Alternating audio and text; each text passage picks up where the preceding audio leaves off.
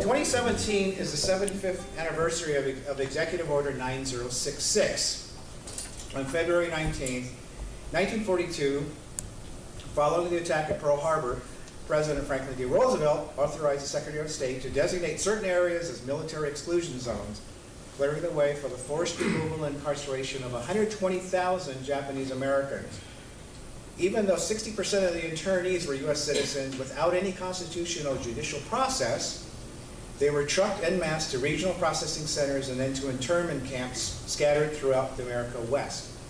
Locations included, and you'll probably know, these names are probably familiar to you. These locations included Manzanar, California, Poston, Arizona, and Topaz, Utah, where my parents and my 4 siblings were interned for 2 years. Either living as an internee or through the legacy of their parents, many Japanese Americans have memories of the gross injustice and profound economic and emotional upheaval. And so I'll let Paul talk to that.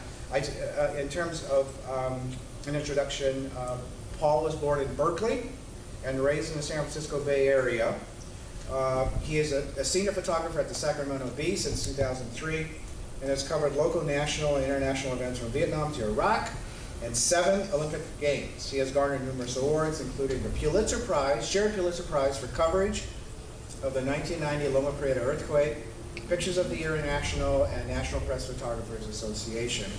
He has taught and lectured at the Angkor Photo Festival, Cambodia, the San Francisco Art Institute, San Francisco Photo Alliance, and at Brooks Institute.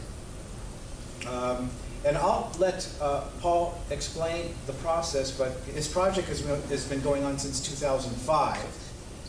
He's reviewed over 900 photographs at the National Archives, and he's been coupling photographs that he's found at the National Archives to the actual people, and he's tracked them down, he's photographed, he's paired them, and this is where he'll talk about his work. And it's a really fascinating project, and so I want to welcome Paul Kitagaki. So, yes, hi everybody. So, I'm Paul, and a little more background. I'm a photojournalist. I've been a photojournalist since 1978. I've worked at 7 different newspapers in California. Well, 5 in California, 2 out of the state, and so I basically can't hold a job. But we've been at the Sacramento Bee for the longest I've been in my career, which has been 14 years now. I worked up in, my first job was in San Mateo. I worked at a little paper there, and I worked in this San Francisco Progress, and I worked at the big paper, the San Francisco Examiner, and I worked at San Jose Mercury News, and I worked up in Portland, Oregon, and then Seattle, and now we're in Sacramento. So I've been working on this project since 2005, but I've known about this since I found out about this when I was a 10th grader in 1970 from a history class, and I found out about the story not from my parents, but from outside of the family. And this is like true to a lot of, I'm a 3rd generation Japanese American, born in Berkeley. My dad was born in Oakland. His dad came to the United States before the San Francisco earthquake. And my mom's family, she's like a 3rd generation, so I'm like 3.5 generations. And they came, like in the 1800s. And so this is a story that most people in their generation, the 2nd generation Japanese, didn't speak about like at home. So, like I said, I learned about this when I was in 10th grade. I was like shocked. I was like, how can they do this? They're American citizens. How can they lock them behind barbed wire? So I went home and asked my parents, what's going on here? And then they said, well, we had bad living conditions, bad food. But they talked, it was cold, it was hot, but they really didn't talk personally how they felt, how this affected them. And I think that's, it's kind of been true for a lot of that generation. They didn't want to share that story. They didn't want their story or their feelings to not corrupt you, but influence the way I felt about something, have me feel bitter or anything like that. They wanted us to have like a successful life.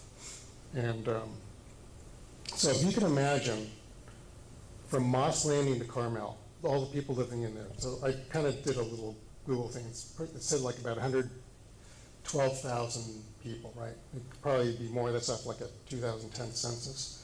So if you can imagine, 120,000 ethnic Japanese were incarcerated during World War II after Pearl Harbor, after the Pearl Harbor attack. And if you could think about this as numbers, so Executive Order 9066, ethnic Japanese incarcerated, 120,000.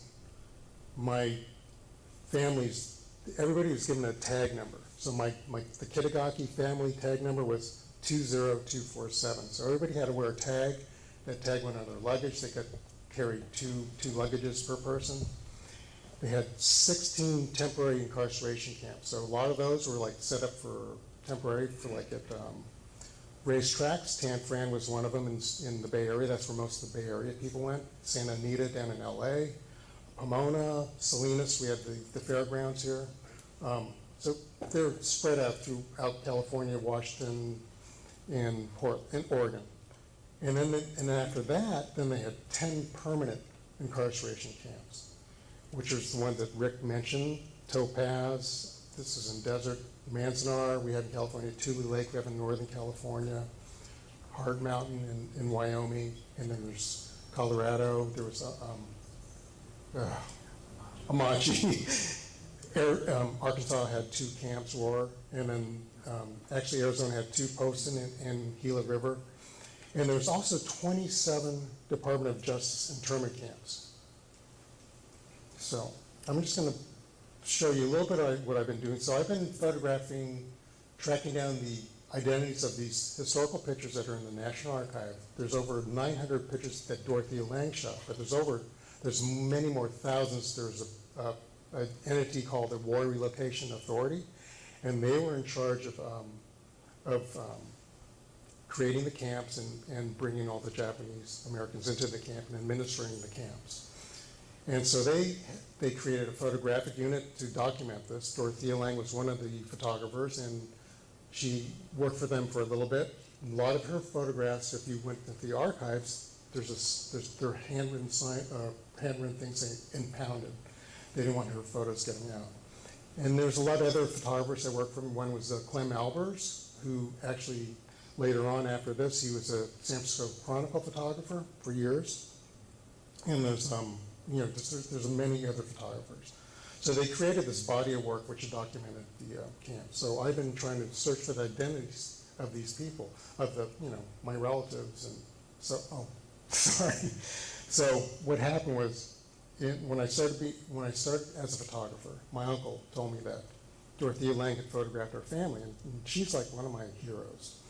And so I went back to the National Archives, and I was looking through these boxes, and they look like shoe boxes, and you just flip through them. They're like, and I finally found a picture of my parents, my dad, my grandparents. So I'm getting a little ahead of myself. So let me play this little show, and I'll talk a little bit more.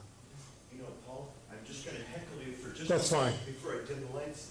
You're used to that. But I talked about friendly faces and wonderful faces in the crowd tonight, and I'm going to embarrass Seiko Ueda, who's with us tonight. And 25 years ago, she's a curator. She curated a show of Dorothea Lange's images for the Metropolitan Museum of Photography in Tokyo. And she asked her cat while she's going to say Oh, great. that. Show her. All of us will enjoy talking with you individually at our wine reception afterwards. So I'm going to show you a little slideshow. This is like the body of work I've been able to do so far. It's taken me from 2005 to 2012. I've identified maybe 12 people, 12 photographs, identities. And then since then, I've had another exhibit, and we had a little more exposure. I had 30, and now I have about 50, and by the end, I'm still photographing right now. I just interviewed somebody yesterday and photographed them, but I'll have hopefully 60. So this is a little bit of what I've been working on.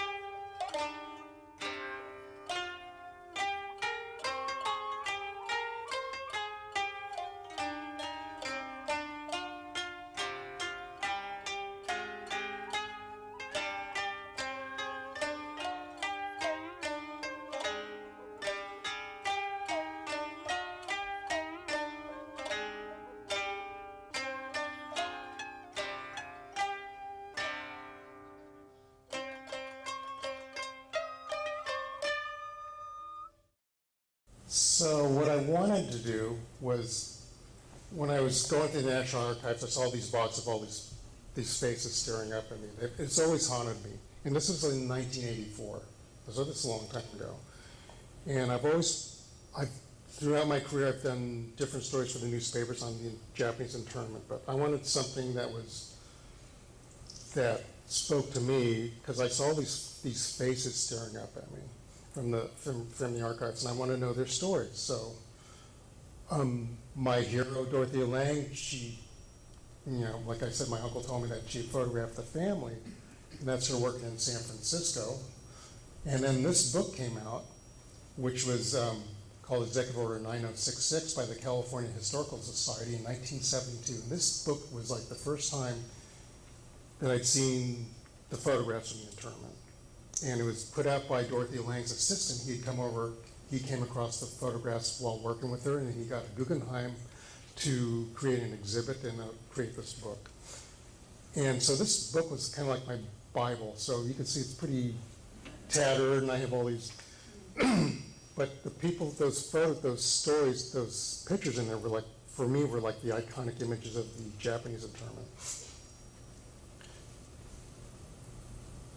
So this is one of Dorothea's pictures. This is Tanforan, the racetrack.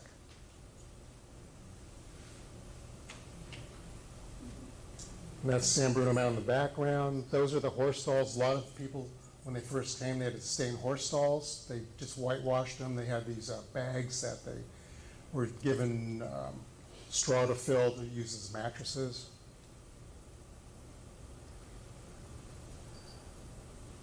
There was over in Tanforan, which is this is the camp where a lot of people in the Bay Area went. This is the camp that my dad went to, his grandparents.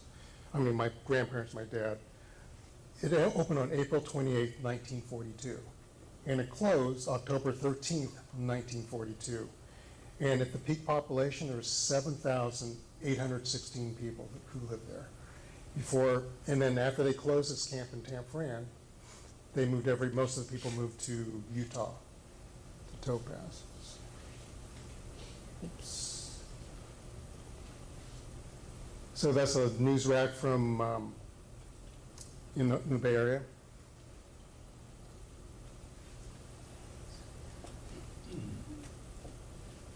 So that's a picture of my grandparents, my dad, my aunt, and I always wondered, who's this lady? Why are they smiling? Why are they so happy? They're dressed really nicely, and you can see the tag on my grandfather's and my dad's lap. You can see the two tags. So we come to find out later on in life that that's their family friend, Dorothy Hightower, and that family had stored some of their belongings when they went to camp. And my grandfather had like a dry cleaning business on Piedmont Avenue in Oakland. And they leased the building and they lived in the back. And my grandfather came when he was like he came at age 27 in 1904, and then he survived the earthquake in 1906 in San Francisco, and then he moved to Oakland, where he started Arthur's Dyeing and Cleaning Works. And that's a picture of my aunt. That first time I saw this photograph was actually in the Smithsonian. There was an exhibit in the 90s that the Smithsonian did on the Japanese internment. So we're in this exhibit, and they had like cut out photos, luggage, all this stuff, and we'd come there, and there's my aunt. It's like we couldn't believe it was like a pretty life-size picture of her. And so what I'm trying to do with these photographs is try to photograph the same people in the same location where the photograph was taken in 1942 or in the 40s. And a lot of times that's very challenging, because a lot of times the mobility where they live, maybe they don't live anywhere near here, maybe they passed away. So if they passed away, I've been able to interview and photograph their children and help tell their story. I want to know before and after what happened with their family, how Executive Order 9066 changed their family's lives forever, for the good or worse. And when you go to the National Archives, this is what you'll see. So that's like a little 4x5 contact sheet print, and on the back is like a typewritten information. So that caption says, a young evacuee of Japanese ancestry waits with the family baggage leaving by bus for an assembly center in the spring of 1942. So that's not a lot of personal information, or doesn't give you a connection really with that person. So I found this is one of the first persons I photographed and interviewed, and this is Yuki Uellen.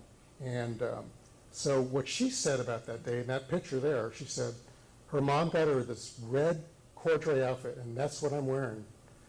And she got me these lovely shoes, and she said to her mom, you bought me those for the evacuation? She said, yes, because you didn't have anything to wear.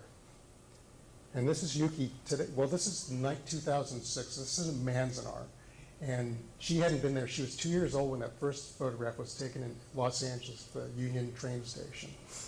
And this is her. She became, her family moved to Cleveland after the war. Her mom was single. And she spent her whole life in the Midwest. So this is her coming back to discover her roots, her family, what happened with her family. Yes. Oh. Oh yeah. So, thank you. So I've been shooting everything with a 4x5 camera, and I'm shooting film because I wanted to try to keep the same feeling as the historical pictures, because they mostly shot with 4x5 cameras back then. And this has this weird border because I was originally shooting with Polaroid Type 55 film, which gave me a print, and it also gave me a negative, so I could work in the field and not have to send the picture back. You know, I mean, at least I could tell if I'm not screwing up the exposure or the composition. I could check myself right away, and it gave me a negative. So that's why, and so I scan the negatives, and then I make a print. So Yuki here, she's 66 at this time, and she's standing in Block 2, which that's where she lived with her mom. And as a child, she only spoke Japanese, and she learned English after she and her mom relocated to Cleveland, Ohio, like I said, in 1945. And her mom supported the family as a seamstress. So she said, when I went to school in Cleveland, people yelled at me and called me names. She said, there goes that dirty Jap. And she goes, I didn't know what that meant. My mom would say, well, that's the way it goes. Shikatakanai, which is like a Japanese term. That's the way to, just grin and bear it. So I'm just going to talk about a few of the, not all those people, just like 5 or 7 of the people here. So this guy is Dr. Harvey Itano, and he's sitting there on the left in Walurga Assembly Center, which is in Sacramento, and this is like in May, and he can't graduate with this class. He's a top student at UC Berkeley, and during this commencement exercise, the university president, Robert Gordon Sproul, told the graduating class, he cannot be with us today. His country has called him elsewhere. And Harvey at the time had already been accepted to UCSF to become a doctor, be in the medical program, and he couldn't go there. So he was sent up to Tule Lake.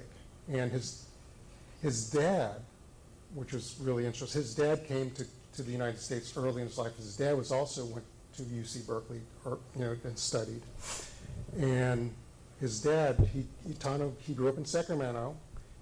His dad was a community leader who was considered an enemy alien after Pearl Harbor. And so he was arrested right away after Pearl Harbor and interned at a Department of Justice camp in North Dakota. And so Harvey went to the internment camp by himself up in Tule Lake, and then he was one of the first guys to get out. There was a program for him to finish continuing his studies, so he got to the school in St. Louis, Missouri.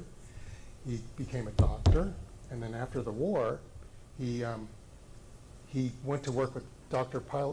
Linus Pauling at Caltech and in 1949, they both discovered the cause of sickle cell anemia.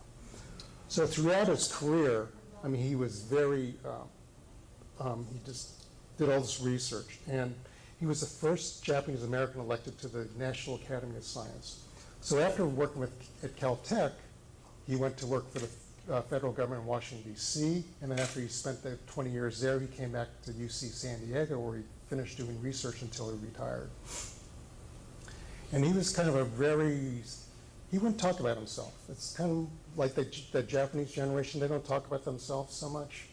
But he knew about everybody else, and he'd tell me everybody else. But when I was trying to ask him how hard it was for him, he just wouldn't go there with me. So this is another Dorothea Lange photograph. And these two girls, on the girl on the left is a third-generation Japanese American, and Hideno Nakamoto. She's 7. And next to her is a Yoki Itashika, and she's 7. This is at the Raphael Wild School in San Francisco. So Yoko, which is this woman here, her mom was arrested right away. Her mom taught Japanese language in the community in San Francisco. So her mom was arrested right away. And so she never saw her mom again. So she said the only time she saw her mom was in Topaz, which is in Utah. And she said her mom had passed away in the Department of Justice camp. And she said, you know, it was pretty traumatic because her body came back and we had a funeral in Topaz. And it was really hard for me being a child seeing her like that when I hadn't seen her in a long time. But the most incredible thing she said was, but I don't have any bitterness. And this photograph the contemporary photograph was taken in 2006, and that's, they Americanized her name, so it's Helen Nakamoto Miharo, which is on the left, 72, and then Marianne Yahiro, 72. And so the other thing about Helen, the woman on the left, her father also was arrested not long after Pearl Harbor. And she said these men in fedora hats came into the house, and hurriedly they took him out of the house, she said. I was at the top of the staircase watching, and I remember the flashing lights, and he was gone. That's it. And we didn't see him for 50 months. And she was kind of lucky. Her dad actually rejoined the family in Topaz. Am I talking too fast, you guys? Okay.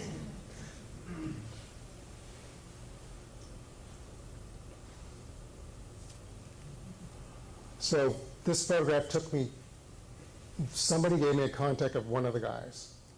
So I called him up. He lives in Los Angeles. I called him up and said, hey, you know, I'm working on this project. Would you like to, can I photograph you, interview you? He goes, no, I'm not that important. You know, that's been my challenge for most of the time. When I find somebody, you know, I'm nobody, you know, I'm not important.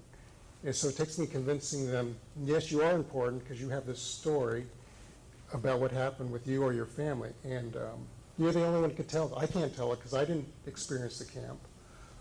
You're the only ones that did. So I found one guy. 2 years later, I found the second guy. And then another year later, I found the third guy. The third guy lived a mile from the second guy in the same town, in Monterey Park. And I'm like, don't you guys know each other? And I would call him, I say, do you know the other guy in the picture?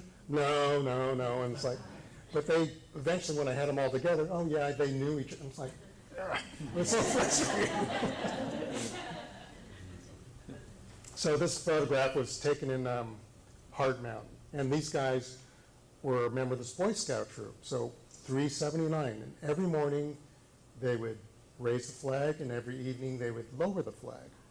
And their names from the guy holding the trumpet, that's Junzo Jake O'Hara, he was 14. The other boy in the middle in the front is Takeshi Motoyasu, he was 14. And the other guy's name was Eddie Kato, and he was 16. And Jake said, it was just incredible, each of these guys, their fathers were also arrested by the FBI shortly after the war. So Jake's dad was a sake salesman. So he'd drive all over Los Angeles with customers, right? So they were following him, and they thought he was like, you know, doing subversive stuff. But after they arrested his father, and Jake said, God, we were scared. And my brother and I were so scared. We knew it was war, but we had no idea what was happening. And Eddie, the guy on the far right there, he goes, you know, I never thought myself as a Jap, you know, he said. I just thought of myself as an American citizen because that's how I was raised. And then the other guy, the middle guy, Takeshi said, I think for us young guys, it was not too bad, he said. They fed you, they clothed you. It was just the persecution for you being the enemy. And that's the only thing that would really bother you. So Eddie became a pharmacist. They all came back to Los Angeles and after the war, and they rejoined their fathers and their family and restarted their lives. Now this is in Tule Lake, and that's like the photos in the National Archives. It's not a Dorothea Lange photograph. It's just one of the camp pictures, and they had a jail within the jail at Tule Lake. So originally Tule Lake was just like one of the regular 10 War Relocation Center camps. A lot of people from Sacramento were sent there first. And then in 1943, they had this loyalty question. And people who answered no to the loyalty questions, number 27 and 28, in which many of the Japanese Americans considered tricks that could leave them stateless. So for one of the questions is if you had to forswear allegiance to the Emperor of Japan. Well, you're a United States citizen. Why would you do that? And then for their parents, which was the hard thing, there was laws against them becoming a United States citizen. It wasn't until 1952 that they could become a naturalized citizen. So if they forswore their allegiance to the Emperor of Japan, it would leave them stateless. So Satsuki here, this is Satsuki Ina, and that's her dad, and her dad there is Shizuku. She's Shizuko, and he's in the jail there. And so what happened was, after the loyalty questions, people from all the 10 different camps were considered disloyal, so they were sent to Tule Lake. And then other people moved out of Tule Lake to make room. Tule Lake was one of the bigger war relocation centers, and it became called a segregation center, which was administered by the U.S. Army. So it wasn't until Satsuki had grown up older that her mom had told her that they had renounced their citizenship during the war, even though they were both second-generation American citizens. And her mom told her later, says, I was in a prison camp for 4.5 years with my children, and we never did anything wrong, as tears came to her eyes. And the whole other time, like with my parents and a lot of other people, the generation, the parents really didn't talk about that camp experience. Maybe we'd be out somewhere and they say, hey, to somebody, hey, which camp did you go to somebody? And they said, oh, we went to Topaz, or we went here. And I'm thinking, oh, camp, it must be fun, But, they didn't, so, as a kid growing up, you didn't really know what they were talking about, but the common thing for their generation was, which camp did you go to? So they shared a common experience.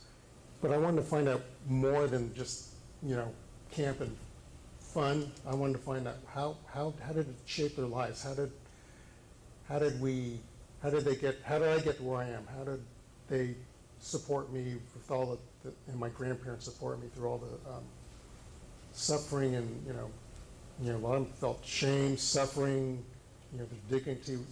Can you imagine you had like weeks to sell everything? People would come and give you pennies on the dollars for whatever you had, and you only could take what you had and carry it, and that was it. And you didn't know where you're going. A lot of people talked about the shades were drawn on the trains or the buses when you were getting out to the desert, and you had to have them down, and they didn't know where they're going. So Satsuki here, she became a professor in psychotrauma, and she also did like 2 films on the Japanese internment. One of them was called Children of the Camps, and she interviewed a lot of the children that through the campus experience that won an Emmy. And she did another one. It was called From a Silk Cocoon, which was about the story of her family. So her dad met her mom, fell in love with her. She came from Japan. She was during the World Fair in San Francisco, and he saw this beautiful woman. She was like one of these women dancing, not a geisha. She was showing off the silk from Japan. So she was like, I'm not sure of the right word, silk princess, but they were, showing off, and so the father saw her, and then somehow they connected, and she got to stay, and they got married. But so she found, like I said, her mom told her about they were going to renounce. Then she found this box after her mom had left and had all this information. And so she did this whole incredible film on that experience. And so it took even though they renounced their citizenship, there's this one lawyer,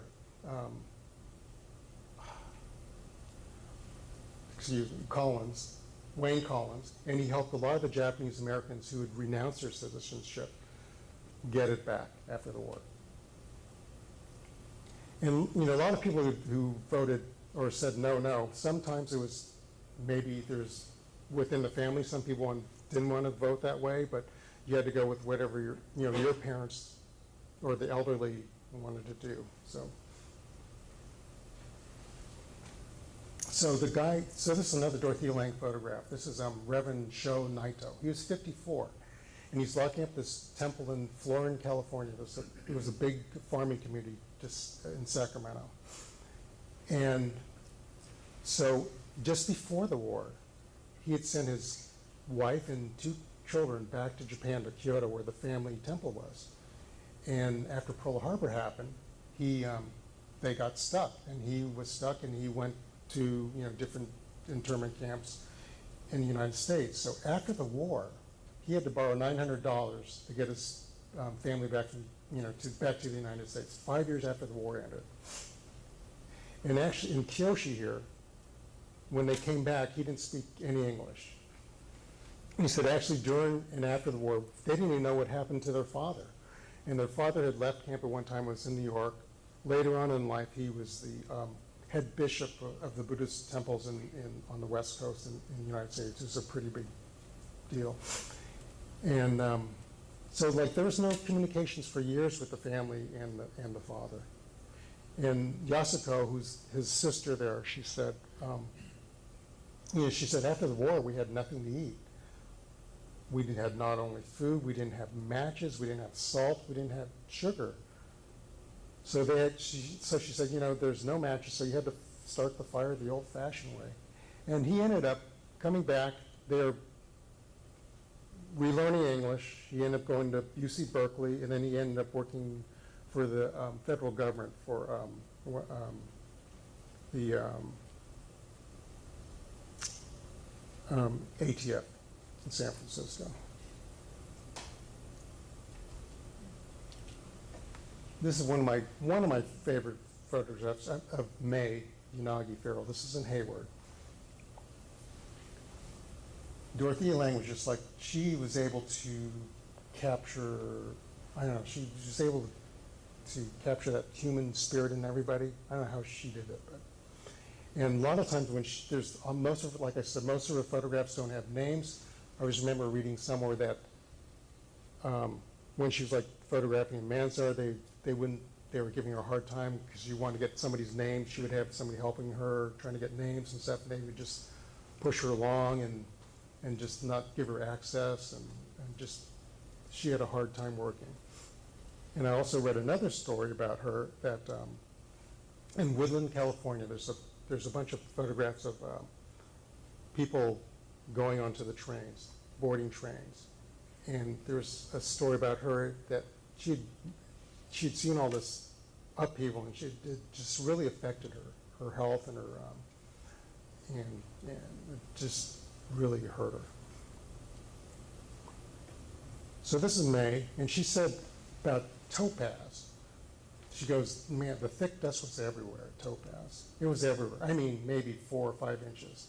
And, you just couldn't get away from it. And she said, later on in life, she goes, I think for so long it was like the internment didn't exist because we didn't talk about it.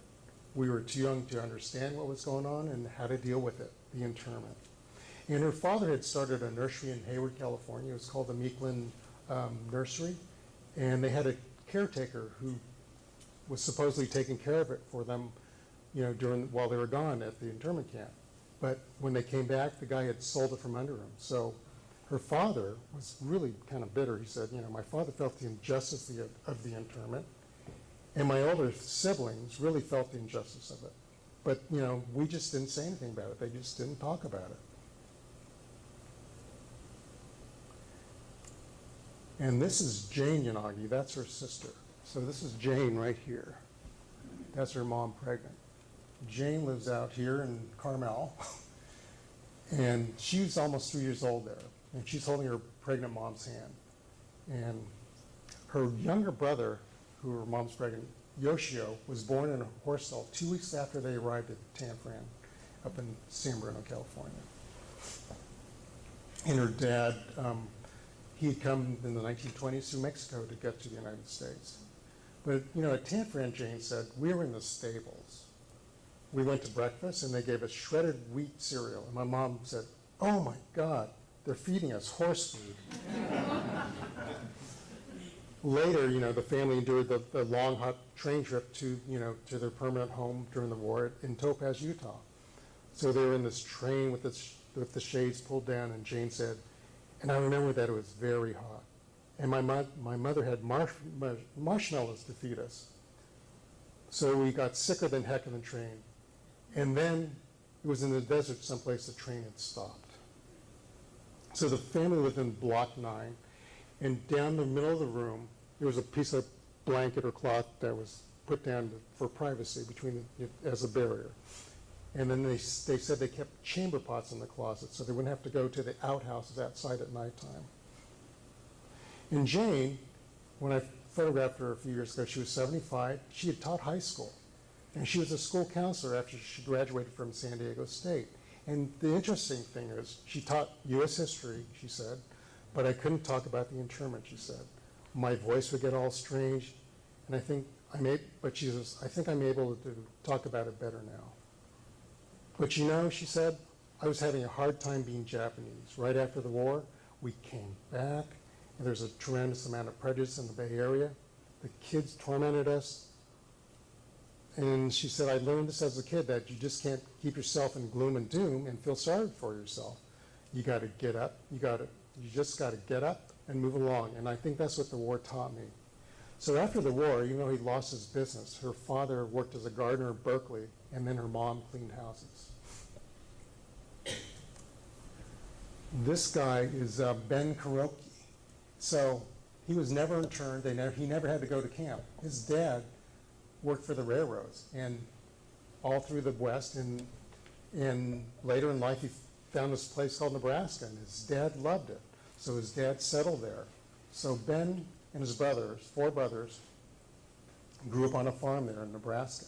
So right after Pearl Harbor hit, Ben volunteered, wanted to join the Army. He and his brother went down there and wanted to join. And they were refused. They said, no, you guys are classified as enemy aliens. You can't join up. They're going, what the hell? You know, we're American citizens. So, not to be frustrated, they heard something on the radio that the Army Air Force is looking for recruits. And so they drove like 100 miles to this other town, and they saw the recruiter, and they said, well, you know, the Army guy said this.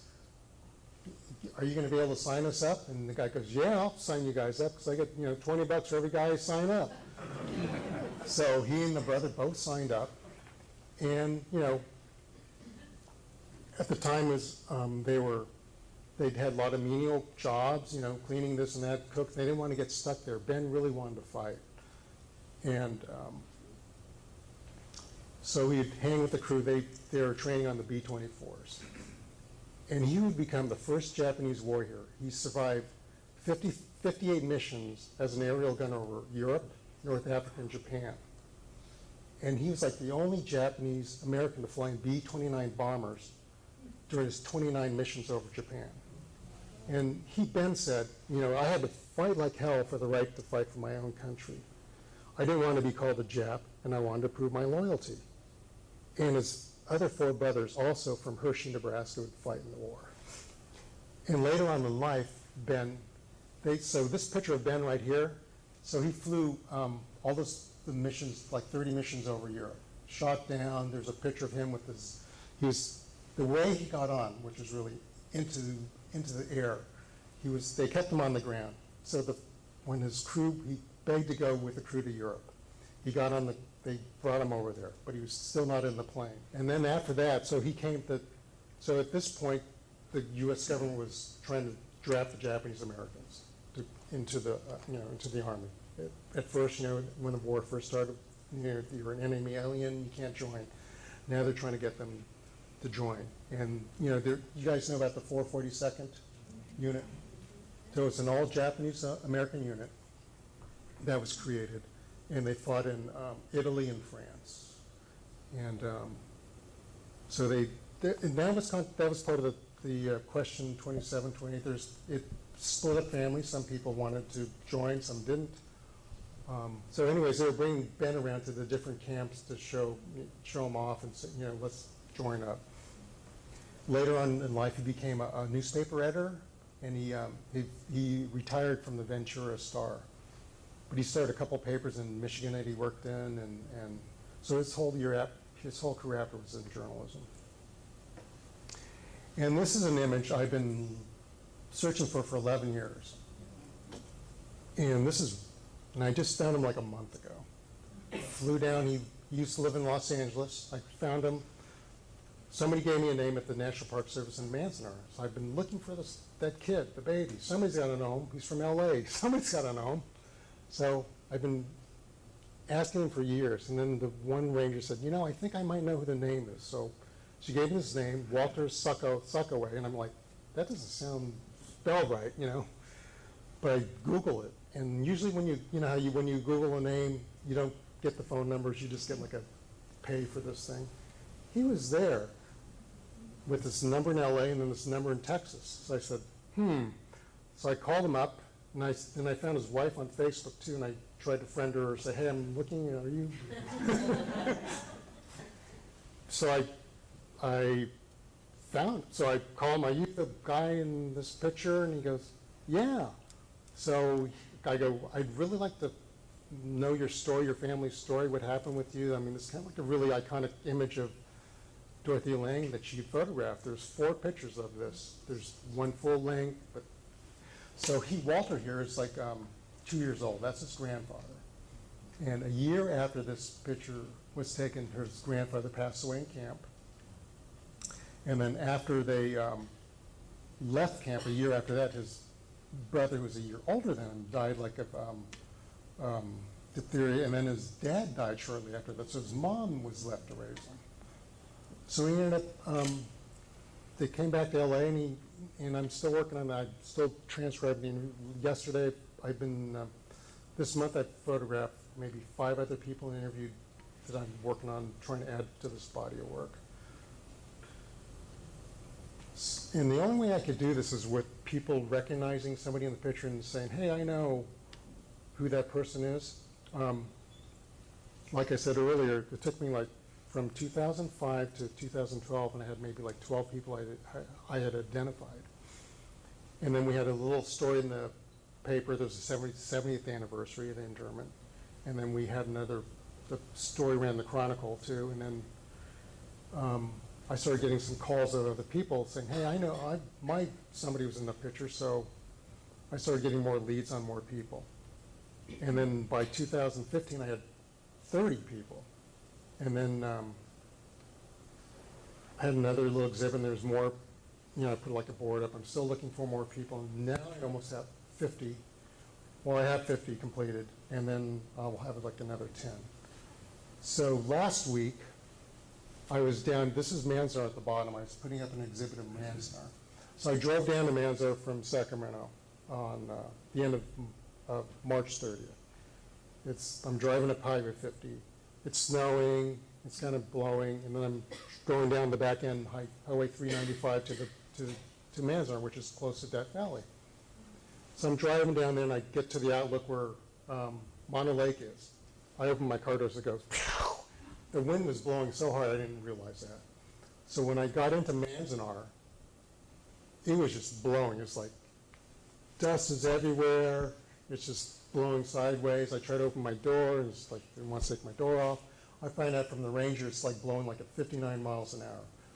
So I'm thinking, I'm not sure if you remember that there's a picture of one of the women, and Ansel Adams shot this picture. And there's these 3 schoolgirls, all of them in Manzanar. And what she told me years ago was like, man, she she goes, the wind was awful, the dust, we'd have to wash her hair every day. And I'm thinking, man, I'm just like here for like 2 days, and this thing's blowing, the wind's blowing sideways. I don't know how they did it. It was like, how they lived through all this, all the time, this constant dust, because the buildings weren't sealed properly, the dust would come up, they weren't insulated. And above is where is the exhibit. It's a little different exhibit, which is it started at the California Museum. So right now, I just installed this in Manzanar, so I'll be there for 2 months. There's and actually the day it opened was actually the first day that one of my other subjects, they left Bainbridge Island, and she told me they arrived on April Fool's Day in Manzanar. And that was the same day that this opened up, and I was like, oh, 75 years later. So this is a website is telling somebody else that it's at UC Bancroft Library, and you go on this website. I could give you, if you guys are interested later, I could tell you what it is, but you could click on the people one or the places, and you could see the different archive pictures that are in the National Archives. And there's also interviews and some other documents, and you can go by camp or by city, before the war, after war, during war. So that was kind of where I've used, I've done a lot of research through that. And what I'm trying to do right now is I'm trying to, every time I have an exhibit, right now I'm closing an exhibit in Tucson at the Desert Art Museum. It's going to go to Fort Snelling, which was where they had the military intelligence school during World War II. That's where the Japanese Americans went to school, and they became interpreters. They fought in the Pacific. They interpreted documents. They were with the troops. And you were telling me your father was on Iwo Jima with the troops, translating, interrogating. So the exhibit is going there, and next in May it'll be there through October at Fort Snelling, which is pretty cool. And then we're supposed to be at the Japanese National Museum in 2019. But every time I have an exhibit, people are asking, is there a book? And I go, not yet. I'm trying to get a book. So I'm trying to get a book together right now, trying to find a publisher, trying to find backing to do a book. Because I wanted to have a piece of something that you could put in schools. Because a lot of times people tell me they really don't talk about this in school. There might be one paragraph about World War II or something, but they really don't explain this issue. And this is like an important issue today, because what's going on since 9/11, we've talked about locking up Muslims. And this is really interesting. Within the last really 10, 15 years, the older Japanese community have actually come out, and they've really, instead of being quiet, they're speaking out in support of, hey, we can't let this happen again. Let's not forget what happened to us. We are American citizens. How can we do this again? And so I'm trying to create something that could, body of work with all these stories and their personal stories, so we won't forget, and so nobody else will forget. So this won't happen again. So that's some contact information. But is there any? That's it. Thank you.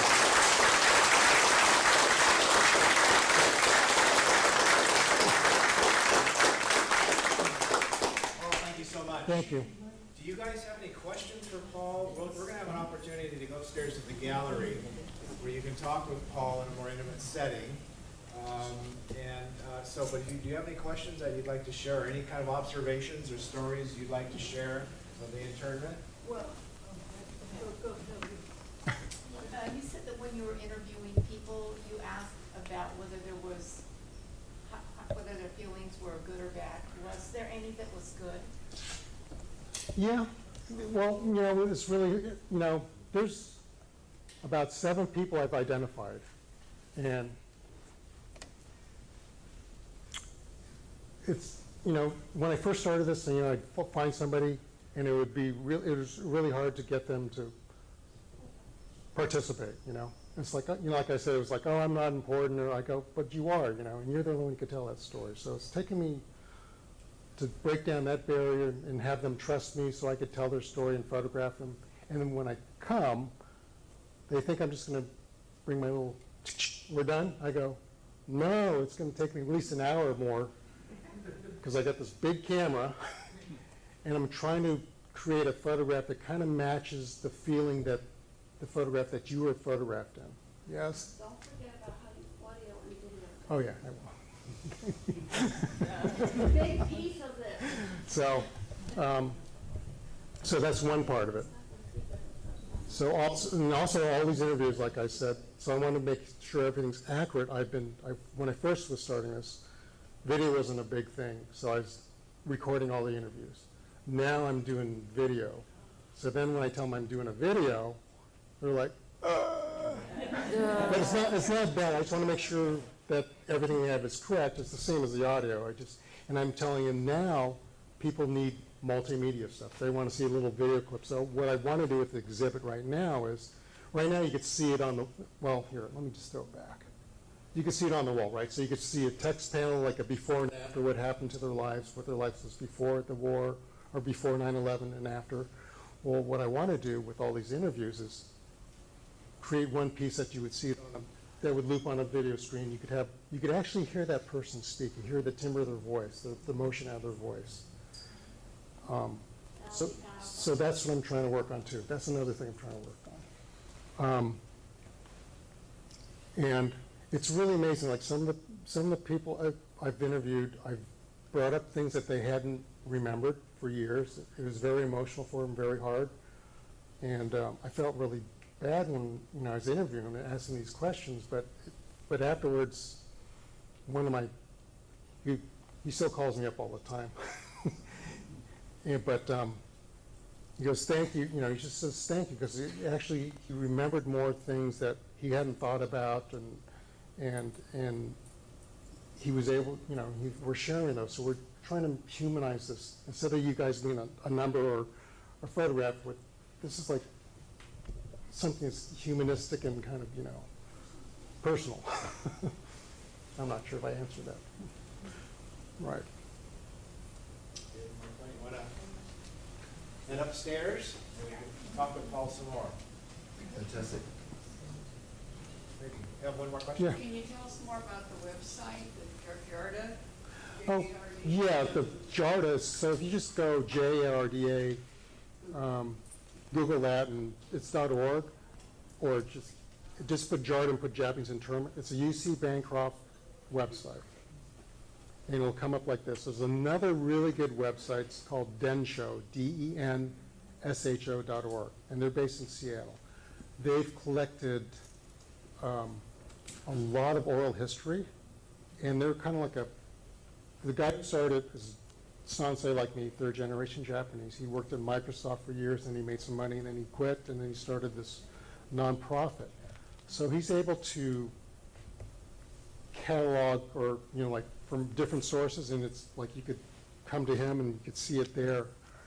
So it makes it really easy for doing research or finding more information. He's created teaching material for schools and educators too on the internment. So it's really good.